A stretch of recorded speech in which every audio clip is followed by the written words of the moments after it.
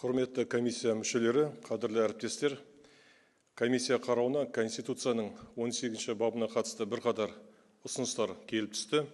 Заңгерлер мен мамандардың пікірінше заң техникасы тұрғысында сұрақтар бар. Атап айтсақ, осы баптың екінші тармағында сот шешімінсіз адамды заңда көзделген мерзімнен артық ұстауға болмайды деп көрсетілген. Бұл дұрыс жазылған мәтін, дегенмен орыс тіліндегі аудармасында онда мерзімнен артық ұстау деген шешуші ұғым көрсетілмей қалған. Сол себепті кейбір мамандар сот шешімінсіз күдіктіні ұстау мүлдем болмайды деп түсіну қаупі бар екенін айтуда.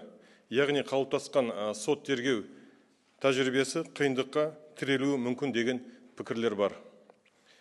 Мәтін мазмұнына қарасақ, расында да дәл солай.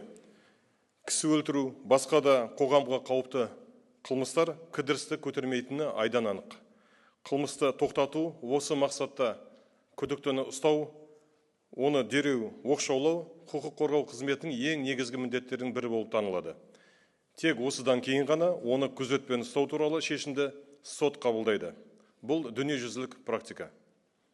Конституция еліміздің басты құқықтық темірқазығы, оның әрбір нормасы анық және түсінікті болуы қажет.